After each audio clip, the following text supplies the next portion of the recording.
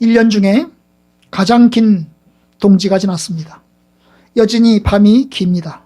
그리고 날씨는 춥습니다. 엄청 추운 한겨울 가운데 있습니다. 이 한겨울 가운데 우리가 마지막에 서게 된 겁니다. 드라마를 보면 해피엔딩이 좋은데요. 근데 실상은 이제 우리의 한 해를 봄으로 혹은 가을로 시원한 날에, 그리고 따뜻한 날에 연말을 맞는 게 아니고 춥고 길고 깊은 밤 속에 연말을 맞게 됐어요. 꼭 우리의 모습과 같습니다. 지난 1년 어떠셨나요? 좋고 행복하셨나요? 아니면 고난이 많았던가요? 아마 둘 다 섞여 있지 않았나 싶습니다. 좋은 날도 고난의 날도 있었겠지요. 한 해의 마지막을 맞는 이 시점은 어떠십니까? 각자 다르겠지만 아마 저는 고난이 좀 더 큰 것 같습니다. 여전히 해결되지 못한 문제를 가진 채 해를 넘겨야 할 것 같습니다. 여러분들도 혹시 해결되지 못한 문제가 있으시다면 해가 가기 전에 해결하고 갈 수 있으면 좋겠습니다. 그리고 새로운 마음으로 새롭게 해를 맞았으면 좋겠습니다. 그런데 실상은 그렇지 못합니다. 어제와 오늘이 연결되어 있고 오늘이 내일과 연결되어 있고 올해가 내년과 연결되어 있기 때문에 우리의 삶은 계속해서 갑니다. 게다가 저희 성도님들 대부분 이제 나이가 조금씩 들어가기 때문에 들어가시는 분들은 올해보다는 내년이 조금 더 안 좋고 내후년보다는 내후년이 조금 더 안 좋고 이렇게 아마 가게 될 것입니다. 점점 키가 커가던 그 키가 정점에 서서 그 다음엔 점점 작아져 가듯이 네 발로 걷던 아기가 이제 두 발로 걸어 다니다가 그 다음에 점점 세 발로 걸어 다니는 것처럼 우리의 삶이 가면 갈수록 좋아야 될 텐데 좋지 못할 때가 많습니다. 그래도 사도 바울의 말씀처럼 우리의 겉사람은 후패하나 속사람은 날로 서럽도다 하신 말씀처럼 여러분의 속사람, 저희의 속사람은 그런 새롭게 하신 은혜가 있기를 바랍니다. 올해 한 해의 끝에 섰습니다. 올해 한 해 끝에 우리가 무엇을 해야 될까? 오늘 말씀을 통해서 말씀을 함께 나누고자 합니다. 여러분, 이 신명기서, 여러분 신명기서라는 말은 뜻은 거듭신자의 계명명자입니다. 거듭되는 계명이라는 뜻입니다. 하나님의 말씀이 계속된다는 거예요. 반복된다는 것입니다. 출애굽기서와 대비되는 것이 신명기서입니다. 하나님께서 출애굽기서에 하나님의 계명을 주셨습니다. 그리고 신명기서의 계명을 한 번 더 주십니다. 그래서 십계명이 출애굽기에서 나오고 신명기에서 나와요.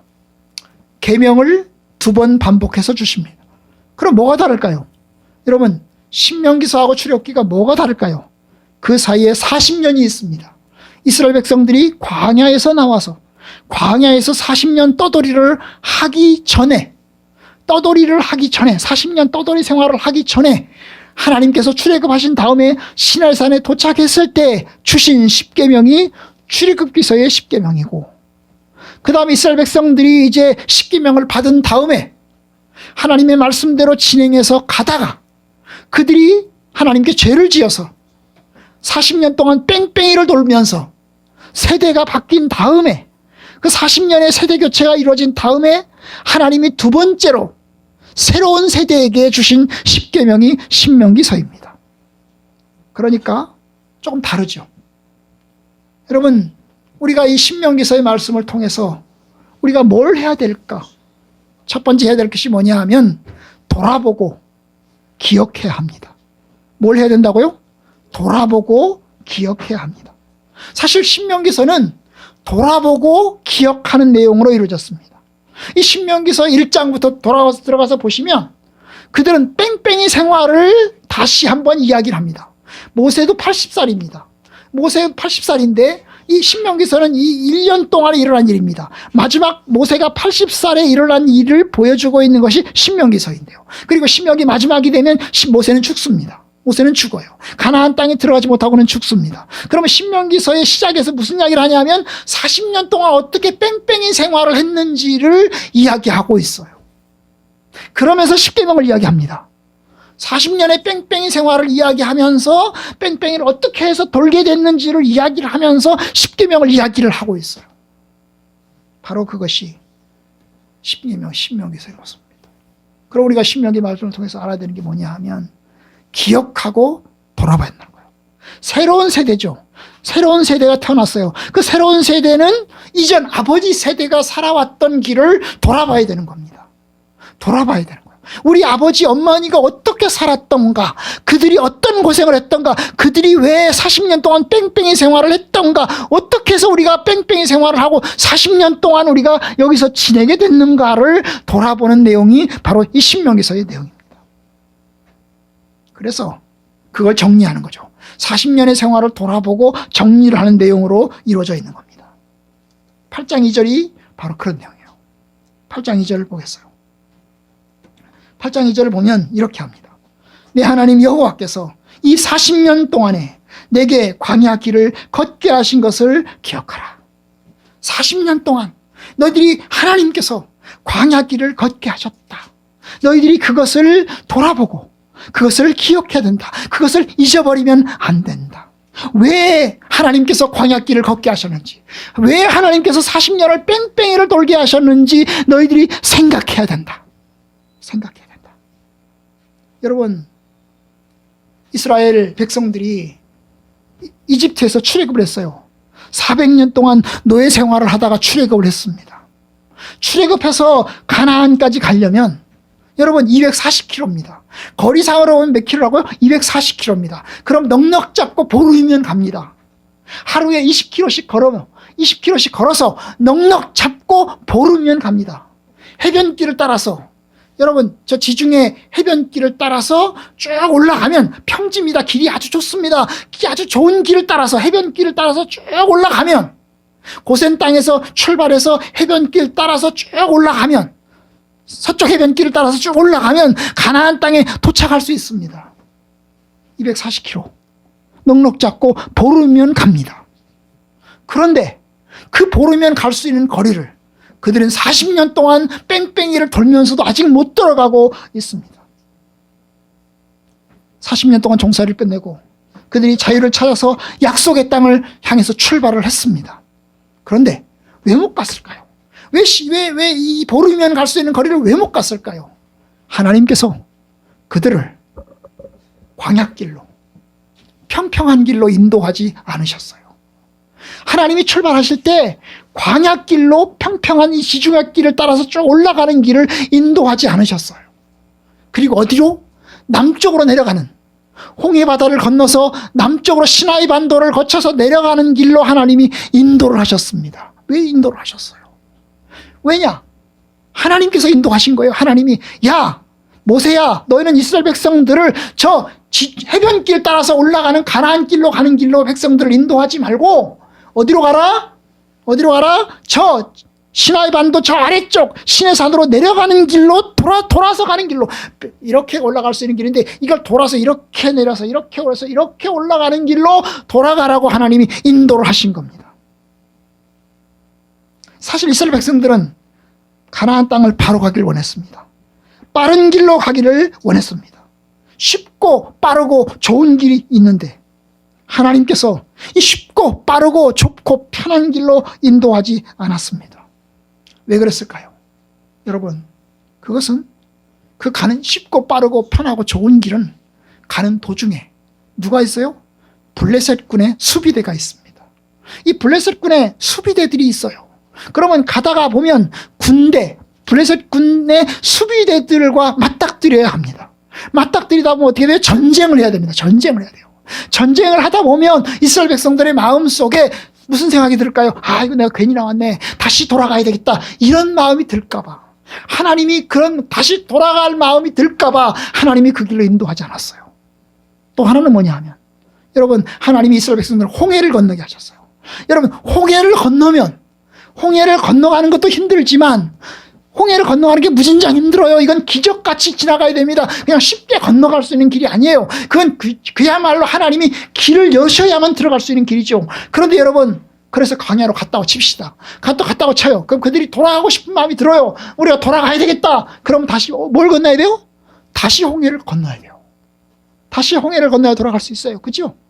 여러분, 하나님께서 이스라엘 백성들을 홍해를 건너서 돌아가는 길로 우회하게 하신 것은 그들이 돌아가고 싶어도 돌아가지 못하도록, 돌아가고 싶은 마음이 있어도 다시 돌아가지 못하도록 완전히 단절하고 완전히 앞만 보고 갈 수밖에 없는 길로 하시기 위한 하나님의 작정하심이 있었습니다.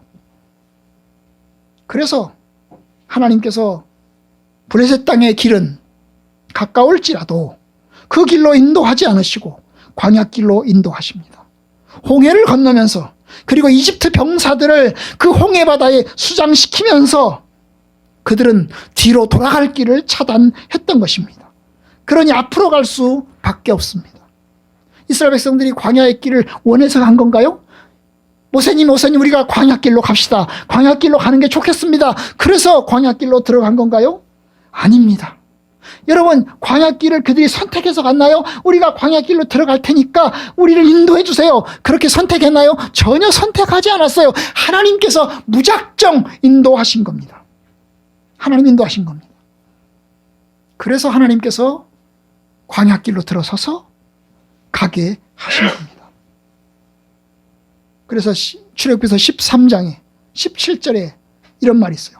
내가 바로가 백성을 보낸 후에 블레셋 사람의 땅의 길은 가까울지라도 하나님이 그들을 그 길로 인도하지 않으셨으니, 그러므로 하나님이 홍해의 광야길로 돌려 백성을 인도하시매, 그래서 하나님께서 이스라엘 백성들을 홍해의 광야길로 인도하신 겁니다.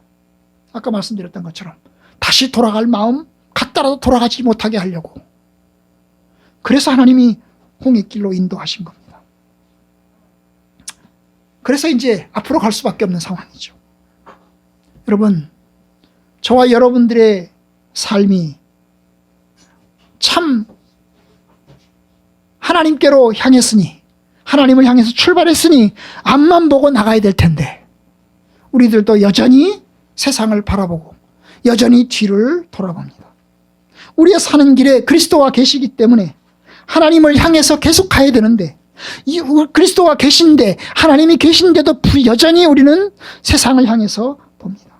좌로나 우로나 치우치지 말고 오직 율법을 행하고 율법의 말씀을 따라 살고 그 기록된 대로 지켜 행하라. 그리하면 내가 복을 받고 형통하리라. 그런데 하지만 우리는 여전히 딴 생각을 하고 딴 마음을 품습니다. 가선 안 될 길을 가보기도 하고 또 주의 길에 벗어나기도 합니다. 주의 길에 벗어났으니 잠깐은 편하고 좋은 것 같은데 또 그러다가 괴로워하고 방황하고 힘들어합니다. 여러분, 하나님께서 이스라엘 백성들을 광야길로 인도하셨죠. 그래서 이스라엘 백성들이 광야길을 걸어가게 됐습니다. 그런데 그들은 가면서도 계속 딴 생각을 합니다. 여러분, 이제 광야길로 들어섰습니다. 광야길로 들어섰으니 그들이 그러면 우리가 이제 홍해를 건넜다. 이제는 우리 뒤돌아볼 수 없다. 우리는 앞만 보고 향해서 가야 되겠다. 이렇게 올바르게 생각하고 그 길로 직진했을까요? 여러분, 그렇지 못했던 겁니다. 하나님이 광야길을 걷게 하셔서 들어서게 했는데, 광야길에 들어서도 그들은 계속해서 딴짓을 하고 계속해서 돌아갈 길을 찾고 계속해서 문제를 일으킵니다. 그래서 돌아서 가도 1년이면 갑니다. 1년이면 가요. 그들이 시내산에 도착할 때까지 한 2달 걸렸습니다. 그리고 시내산에서 그들이 한 1년 정도 머무릅니다. 하나님께서 1년 동안 시내산을 머무르면서 하나님의 율법을 받고 성막을 짓고 하나님께 예배하면서 그들이 시내산에서 보냅니다. 그러면 이제 그 다음엔 출발했잖아요. 출발해서 갑니다. 이제 가자. 출발해서 갑니다. 그런데 가데스 바네아 광야에서 이제 모세가 정탐꾼을 보냅니다. 12명의 정탐꾼을 너희들 가나안 땅에 가서 여기저기를 정탐해가지고 지도를 그려와라. 그리고 그 땅 형편이 어떠한지 알아와라. 왜냐? 우리가 글로 올라가야 되니까. 그래서 이제 1년쯤 지나고 나서 올라가려고 마음먹었습니다. 근데 갔다 와서 뭐라고 얘기합니까? 그 땅은 좋고 좋은데요. 그 땅에 열매도 풍성하고 과실도 아주 풍성한데요. 거기에 사람들이 너무 크고 성들은 튼튼하고 그래서 우리는 올라갈 수 없습니다. 우리는 절대 올라갈 수 없습니다. 결국 그들은 하나님을 원망하고 그들은 모세를 원망하고 모세를 죽이고자 돌들고 설치기 시작했던 것입니다. 그래서 결국 그들은 광야에 있을 수밖에 없었어요. 그들이 40년을 광야에 있었어요. 왜요? 광야가 하나님의 시험이고 광야가 하나님의 훈련의 장소였기 때문입니다. 그래서 그 다음 얘기하잖아요. 이는 너희를 낮추시며 너를 시험하사 내 마음이 어떠한지 그 명령을 지키는지 지키지 않는지 알려 하심이라. 하나님께서 그 광야를 통해서 이스라엘 백성들에게 주고자 하는 건 뭐냐 하면 첫 번째, 낮추시는 거예요. 겸손케 하는 거예요. 겸손하게 하나님만 의지하는 것이 목적이에요. 하나님께서 광야의 길을 걸어가게 하시는 이유는 오직 하나님 앞에 우리 자신을 낮추고 하나님만을 의지하도록 하는 것이 목표였어요. 이스라엘로 겸손케 하시는 게 목표죠. 그뿐이 아닙니다. 두 번째가 뭐예요? 하나님을 경외하는 것을 확인하기 위해서요. 너를 시험하사 네 마음이 어떠한지 그 명령을 지키는지 지키지 않는지 알려 하심이라. 뭐예요?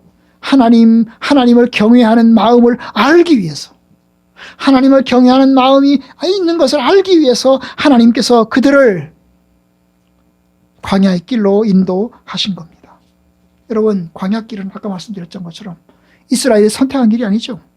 하나님이 집어넣으셨어요. 하나님이 인도하신 겁니다. 그리고 하나님이 광야로 집어넣고 난 다음에 그냥 지나가게도 하지 않았어요. 여러분, 이스라엘 백성들을 겸손하게 만들고 시험하고 훈련하고 연단시키십니다. 여러분, 우리의 1년도 그래요. 저와 여러분들의 1년도 그렇습니다. 우리가 계획했던 대로 가는 게 아니에요. 우리의 생각했던 대로 가는 게 아니에요. 원하지 않는 상황, 피하고 싶은 시간들을 하나님이 허락해 주십니다. 그래서 이야기하는 거죠. 하나님께서 광야의 길을 걷게 하셨다. 그 길은 하나님이 걷게 하신 길이다. 그게 어떻게 해야 되죠? 돌아보면서 우리가 낮아졌는지, 우리가 하나님을 찾는지, 우리가 겸손해졌는지, 우리가 하나님의 뜻을 의지하는지를 바라보아야 하는 겁니다. 여러분, 근데 여러분, 하나님 놀랍게도 이스라엘 백성들이 40년을 뺑뺑이 도는 그 기간 동안에 하나님은 어떻게 했을까요? 하나님은 거기에 그들과 함께 있었습니다. 광야의 길을 걷는 동안에 하나님은 그들과 함께 있었습니다. 이스라엘 백성들만 광야의 길을 걸은 게 아닙니다. 이스라엘 백성들만 광야에서 연단을 받고 고생을 하고 고통스러워한 것이 아닙니다. 하나님도 그 고통받는 이스라엘 백성들과 함께 머물러 계셨습니다. 여러분, 그래요. 하나님이 우리 여정 속에 계시는 거죠. 우리가 기쁠 때도 함께 계시지만 우리가 고통당할 때도 힘겨울 때도 하나님이 거기에 계십니다. 그래서 우리가 하나님을 보고 하나님을 신뢰해야 하는 겁니다. 하나님이 어떤 은혜를 주셨나요? 3절, 너를 낮추시며, 나를 낮추시며. 낮춘다는 말은 겸손케 하는 거죠. 어떻게 해야 겸손해지죠? 자기 뜻대로 안 돼야 되죠. 자기 뜻대로 다 되면 저 사람은 겸손하지 않습니다. 자기 뜻대로 안 되는 거죠.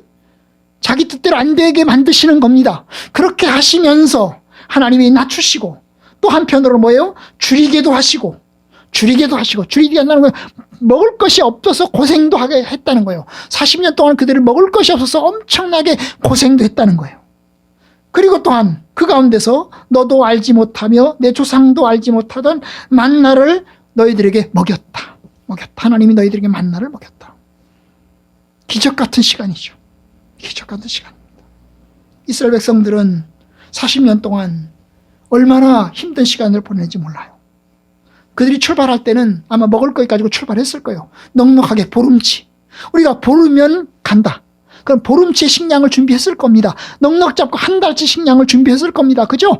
식량을 한 달치 식량 준비했어. 물은 어떨까요? 물은 중간에 가다가 오아시스 있을 테니까 우리가 며칠 동안에 먹을 물 가지고 출발하면 중간에 오아시스 만날 거고, 그러면 우리가 거기서 물 떠먹고 또 올라가고 이러면 가면 되지 않겠냐? 이렇게 해서 가는 겁니다. 가면서 물도 아끼고. 그런데 여러분, 그들이 보름이 지나고 한 달이 다 돼가도 여러분 도착하지 않는 겁니다. 가져왔던 먹을 것은 다 떨어졌고, 준비해왔던 물도 다 떨어졌고, 광야는 오아시스는 거의 찾아보기 힘들고, 그러면 어떻게 해요? 그들은 그때부터는 쫄쫄 굶으면서 그 다음에 어떻게 합니까? 마실 물을 헉헉대면서 찾는 그런 상황 가운데 처할 수밖에 없었습니다. 결국 광야길은 과수가 풍부하고 물도 풍부하고 먹을 것이 넘치는 길이 아니었어요. 군데군데 샘물이 있지만 어디든지 수돗물이 콸콸 나오는 것이 아닙니다. 어디든지 언제든지 슈퍼 가면 먹을 것이 항상 있는 그런 곳이 아닙니다. 돈이 있어도 먹을 것을 구하지 못하는 그 모래길 같은 곳, 골짜길 같은 곳이 바로 그런 길이었어요. 그래서 홍해를 건너자마자 그들은 먹을 물이 떨어졌고 음식이 떨어진 상황 속에 처하게 됐어요. 하나님이 이스라엘 백성들을 죽이려고 보내셨나요? 하나님이 이스라엘 백성들을 굶겨 죽이려고, 하나님이 이스라엘 백성들을 처절하게 고통을 받게 하시려고 보내셨나요? 아닙니다. 하나님은 그들을 망하라고 보내신 것이 아니고 오히려 광야를 통해서 하나님을 신뢰하고 하나님이 주신 능력과 은혜를 바라보라고 보내신 겁니다. 그래서 그들은 그 속에서 하나님을 의지하고 하나님을 바라보면서 처절하게 시간을 보낼 수밖에 없었습니다. 바로 그 이야기를 하는 거예요. 너를 낮추시며 너를 줄이게 하시고 또 알지 못하던 내 조상도 알지 못하던 그 만나를 너에게 먹이셨다. 그런데 하나님은 아까 말씀드렸죠. 그들과 함께 있었다고.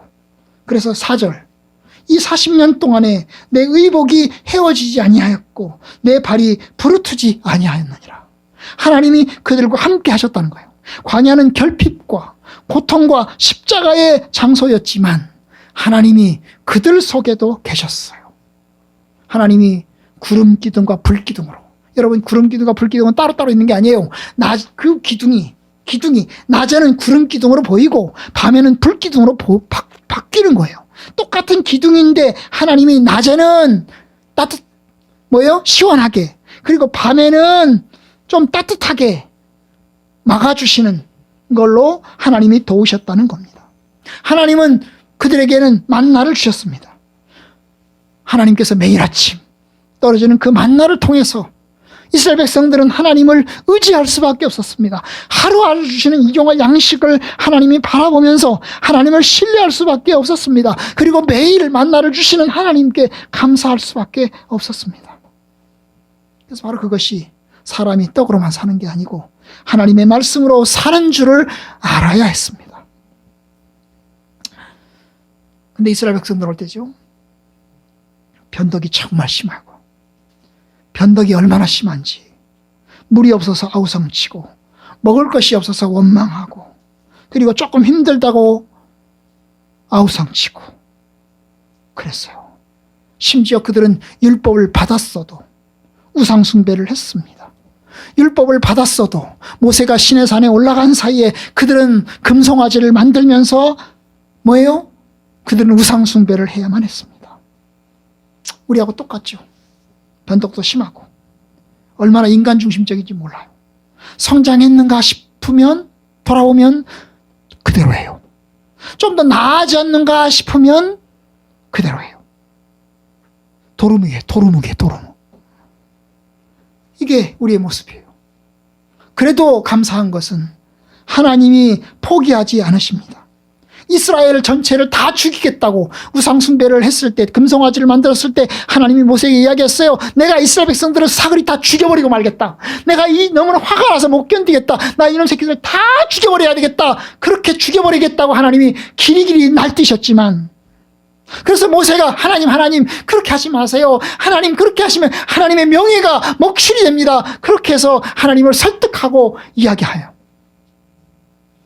그렇게 하시지만 그래서 하나님이 겨우 분노를 가라앉히시지만 그래도 하나님은 이스라엘 백성들을 또 여전히 사랑하세요.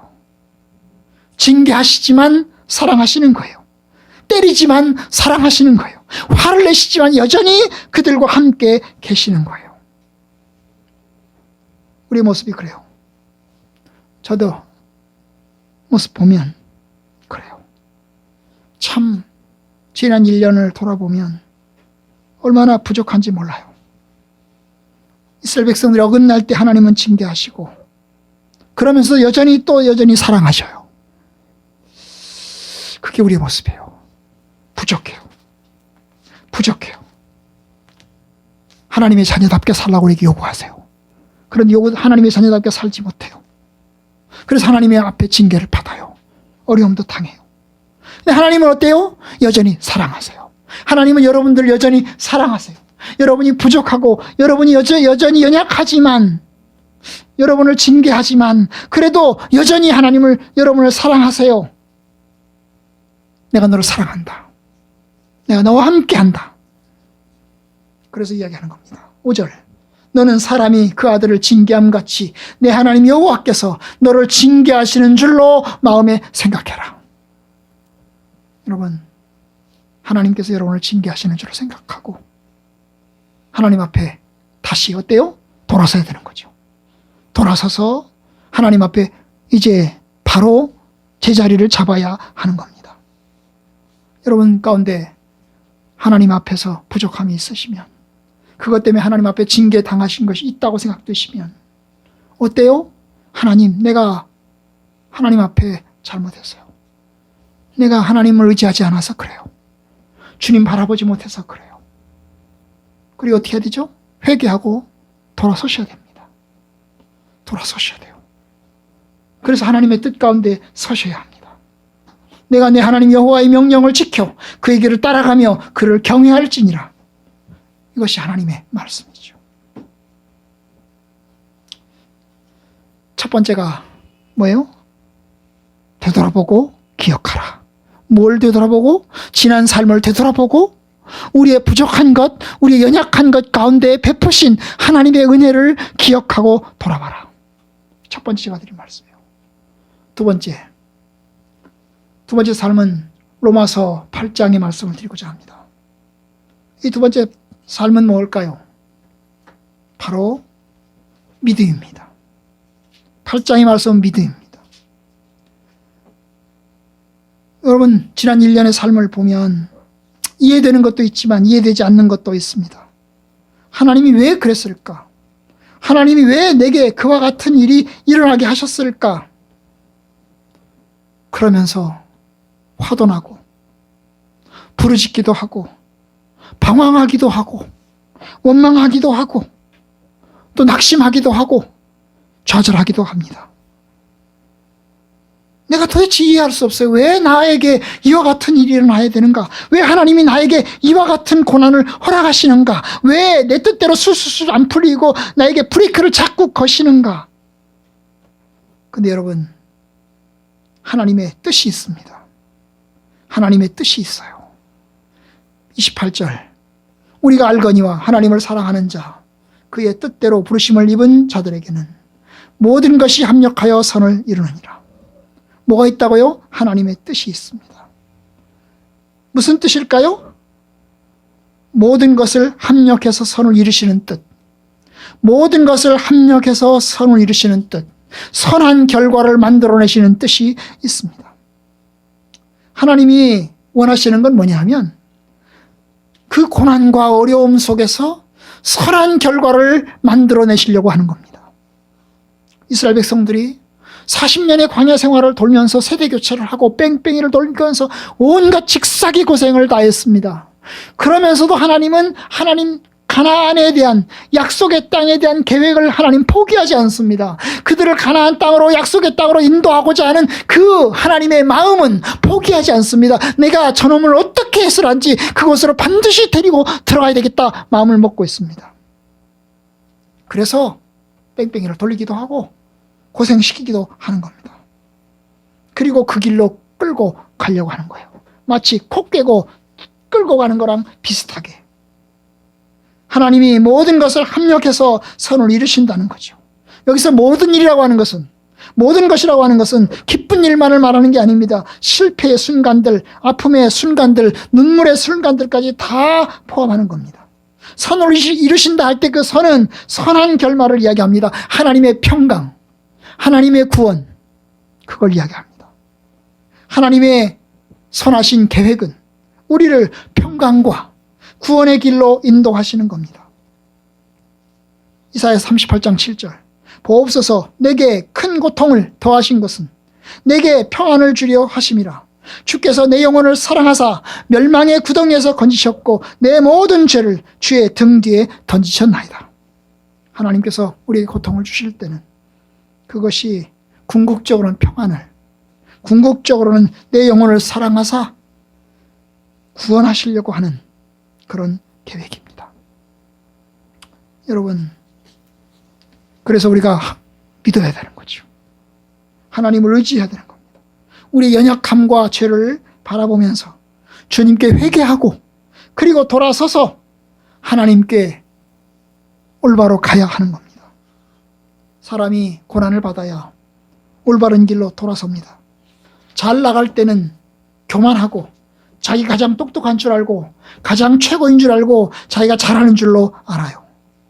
그런데 고난을 받아야, 실패하고 어려움을 당해야 회개하고 하나님의 사람 됩니다. 내가 고난당하기 전에는 그릇 행하였더니 이제는 주의 말씀을 지키나이다. 고난당한 것이 내게 유익이라. 이로 말미암아 내가 주의 인리들을 배우게 되었나이다. 여러분, 하나님께서는 우리에게 선한 결말을 주고 싶어 합니다.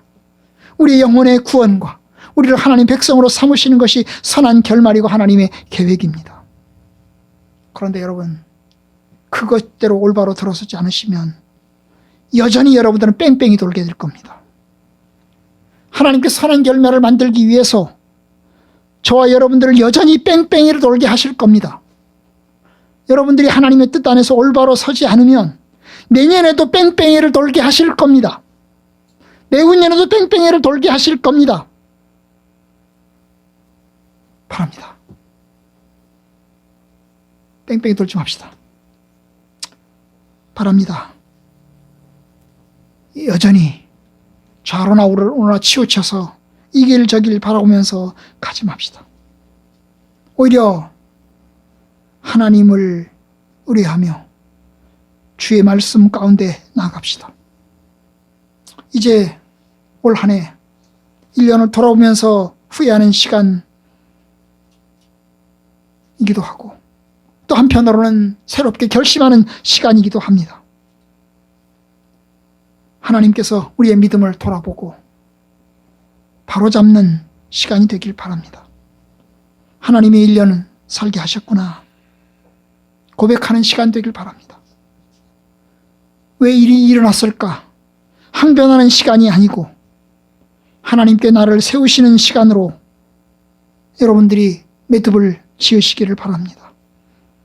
우리가 고난의 밑바닥에 있을 때도 우리에게 필요한 하나님의 은혜는 끊어지지 않고 계속되고 있습니다.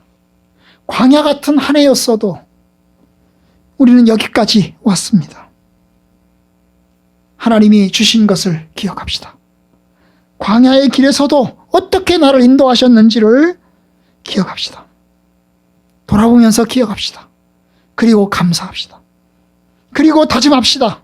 하나님이 모든 것을 협력하여 선을 이루실 것이다. 주님, 광야도 고난도 주의 손에 있었습니다. 좋은 일도 힘든 일도 주님 안에 있었습니다. 이제 하나님께서 모든 것을 합력해서 선을 이루어 주옵소서. 그것이 저와 여러분들의 마지막 기도가 되기를 바랍니다. 새해에도 하나님 인도하실 겁니다. 하나님이 우리 아버지가 되시니 우리를 붙드실 겁니다. 저와 여러분들이 가는 길에 하나님께서 도우시기를 주의 이름으로 축복합니다. 하나님의 은혜가 넘치길 바랍니다.